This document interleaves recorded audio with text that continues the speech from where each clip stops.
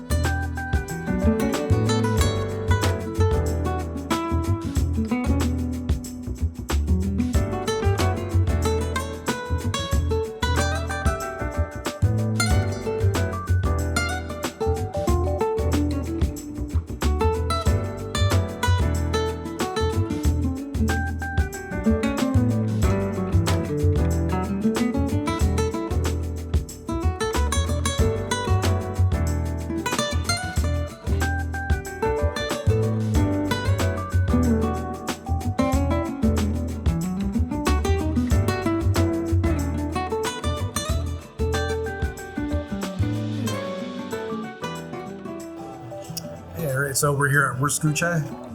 If you're here, come for these amazing bratwurst. There are going to be some exotic ones, some regular classics, but I absolutely recommend the exotics. Go with the duck bacon with jalapenos is my favorite. You can also go with the rattlesnake and rabbit. That's also a very good choice. Make sure that you get your toppings that you want. If you want something a little bit more spicy, go with spicy peppers. If you want to get something that I recommend, I would go with sauerkraut and sweet peppers. The director gets it with caramelized onions. That's just to give you a rundown on these sausages. So beer-wise, let's go into this. If you are a newbie, make sure that you stick to the draft beer list, just because I think that they're the best ones. They're going to go with a Delirium Tremens. They also have a Duvel 6. If you want something with like fruit, they have a Fruity. This is a wit beer with strawberry, and that's going to be very, very easy drinking. There's just a big list of anything that is very easy drinking here. Great overall choices would be the Golden Carolus, the Le Chouffe, which is exactly what I'm drinking here. And so, to give you a quick rundown on this, has a lot of clove and banana in it. You guys would likely have already seen me mention that I'm not a big fan of that banana-y clove flavor, but that's on a specific type of beer styles. This is on a Le Chouffe. So this is a Belgian beer, and this is traditionally going to be in that flavor profile. This is very standard for this, and this works really well with this type of beer. Alright, so if you're beginners, first time here at Würstkuche, several options for you, but I'm going to just give you 3 picks here because I think these are going to be the easiest ones to give you a beginner level. First one is going to be the Fruity. This is a wit beer fermented with strawberry, 4.1%. It's very, very light, very easy drinking. Basically, it's like a strawberry drinking beer. It's kind of hard to hate it. That's probably my top choice for anybody who's a beginner who does not want to be in any way offended on your palate. You're going to like it very easily. Second choice, and this is a very, very personal favorite of mine, it's the Weizenstoffner. You can usually only get Weizenstoffner over at the store, but it comes obviously in bottles. This is one of the few places that actually has it on draft, so it's pretty amazing that you actually get to have it on tap. Number 3, and this is just very, very close personal favorite to me. This is actually one of the first beers that I ever had when I first got into craft beer. This is the Le Chouffe, and this holds a really special place for me just because I've been drinking this beer for a long time, and it's just literally, I think this is like the 3rd beer I ever had that was a craft beer, and it was just an amazing experience then.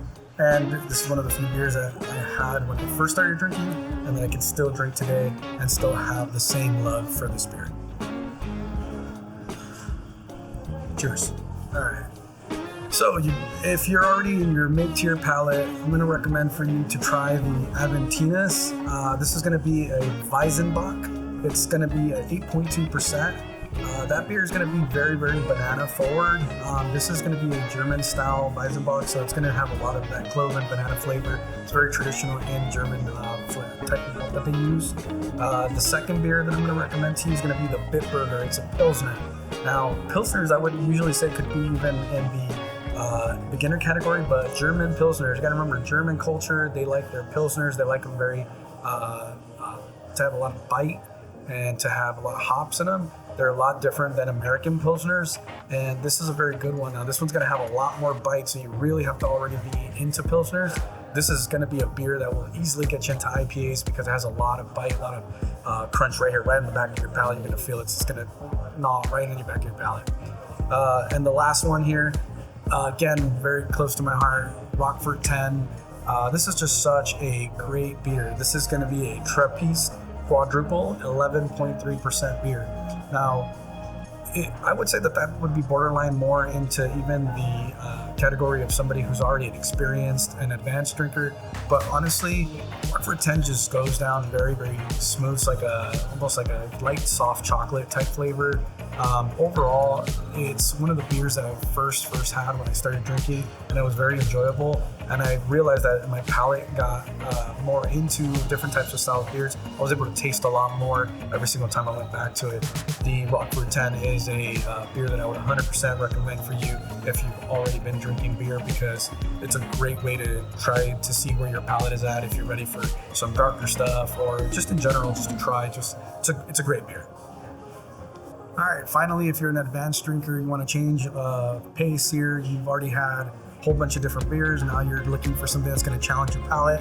Let's go with that Duchess de Bourgogne. This is a beer that you could drink if you were a beginner, but really, if you really want to truly appreciate it for what it is, this is a red Flanders ale, and this is at 6.2%. This beer just has a whole lot going on there. Those red Flanders style beers are very sour.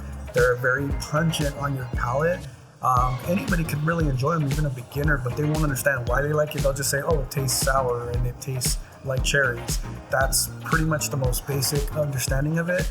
The advanced drinker will be able to taste everything behind it, like the malt, the souring yeast that's a little bit different in those Flanders ales. They're just completely different from a lot of beers. Again, these are this is a German/Belgian bar, so these are going to be beers that you're not normally going to have at your local breweries because they're not usually brewing a Flanders ale. This is just not something you're going to find at a local brewery. Number 2 on my list, I'm going to tell you to go with that Chimay Grand Reserve, the blue label. Reason specifically for the blue is because they have a white, they have a red, and a blue. The blue is the most advanced there. This is going to be a strong dark ale sitting at 9%. And that beer just packs a very, very big punch in the malt characteristics. It is very, very tough on the palate if you are not used to those flavors. I don't think anybody with a beginner-like palate would enjoy something like that, just because they... if you were going to get into Chimay, go with the white, go with the red. The white's the easiest one, the red's the next level, and then the blue. But that blue Chimay just has a lot of really, really bold characteristics in that flavor, and it's going to really just kind of punch in the mouth. Plus, you really feel that 9%. I don't know what it is about Chimay Blue. Maybe just because I had a lot of really bad experiences, because it was one of the first beers I drank when I was getting into this, and it just knocked me on my ass. And then finally on this list, it's a 4.7% beer, which you wouldn't expect that if you're thinking something that's going to be for advanced drinkers. Usually you're thinking high ABV. This is called the Rittergut's Gose. So Goses are very particular. Have you ever been to the beach and you got wiped out by a wave and you got hit with all that salt water in your mouth? That's a Gose. I'm not kidding. If you've never had a Gose, this is where you could try it. Beginners can like Goses because maybe they just like that saltiness flavor. But honestly, if you're going to get a Gose, main reason you should be getting this beer is because you like salt. It's a lot of salt, and that's how most Goses are. So if you're going to get a beer, I would say you need to be an advanced drinker, just because this is such an aggressive salt profile, and it makes it very, very hard to understand everything beyond that saltiness, because there's a lot of really good flavors like lime zest, a lot of overall bright, colorful flavors, and the Goses really, really get overpowered by salt. So that's the only reason why I would say that would be an advanced drinker beer, even though, again, a beginner can like it, but they won't understand anything past it's salty, and that's really it. And maybe you just like salt. Go ahead, drink that, but that's what I would get. So final thoughts, just remember if you're here at Würstkuche, the main thing to note is that you're going to be trying beers from Belgium and from Germany.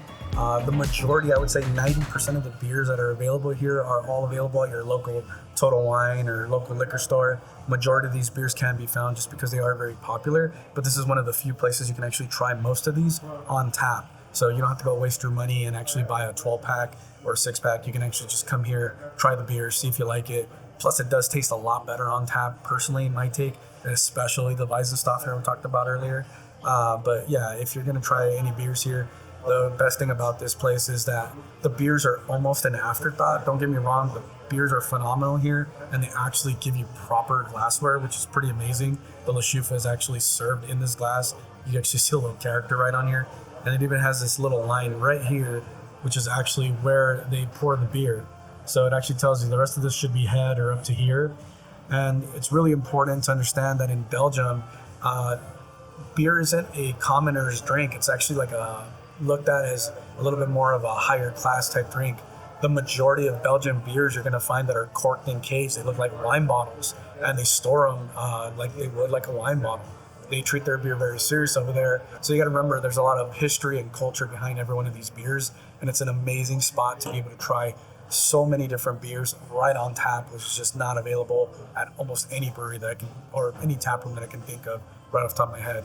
But as I mentioned, the afterthought, and that's just because these bratwursts are just amazing. You can't get a bratwurst that tastes that good. When you're getting a duck bacon with jalapenos brat, I mean, come on, it's nothing better than that. Or the rattlesnake with the rabbit. I mean, come on, really. So if you're coming here, overall, this is an amazing, enjoying experience. Make sure you also get the fries as well. Other than that, come to Würstkuche. We're here at the downtown LA